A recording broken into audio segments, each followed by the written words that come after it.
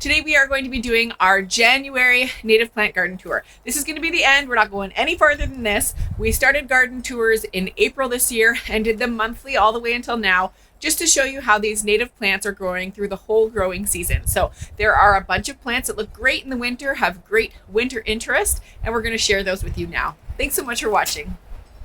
Here's the obedient plant. It's a really great plant for winter interest. It's a little hard to see with the wrought iron fence behind, but you can see that it goes up to about 4.5 feet tall still.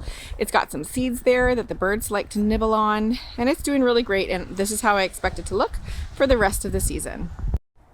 So over here beside the obedient plant is the Scarlet Bee Bomb. It's these couple little sticks here left standing. And really, if this was a bigger patch, it would look much nicer. It would have some good winter interest. But for now, it's just a wee little thing. But we did see in previous videos that it is spreading really nicely underground. So I'm hoping for this patch to be at least double, maybe triple in size next year. Here is our smooth blue aster, again similar to the Scarlet Bee Bomb. It's not a very big patch this year, so it doesn't look too fancy-dancy right now, but as this grows and develops over time, this will be a nice plant for winter interest, and there will be more seeds that the birds can eat, but this little guy is pretty puny right now, but again, it'll look great in the next couple years.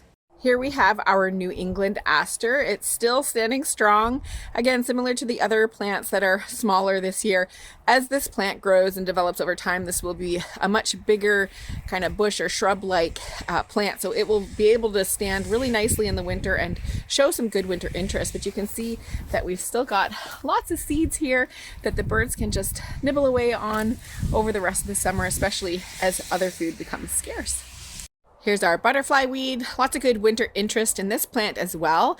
It looks really great throughout the whole winter, and you can see here that the little pods have all opened up and the seeds have flown away and maybe found themselves a new home in one of my neighbors' yards. Maybe they'll learn to love some butterfly weed as well.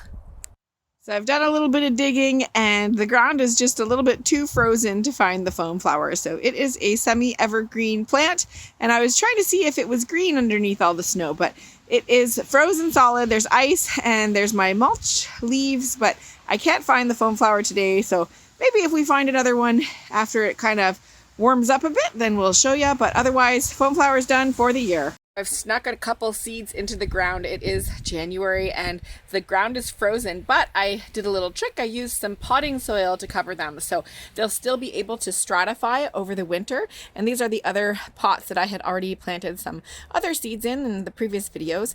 Now, any pot that you use for this, you have a big risk of the pot cracking. So you can see here that this pot cracked last year. So if it cracks even more, it doesn't really matter to me. I've used some other pots that it won't bother me if they crack. So just know that going in with the freeze thaw and things expanding in the winter that you're probably going to lose the pots, but hopefully I'll get some plants along the way.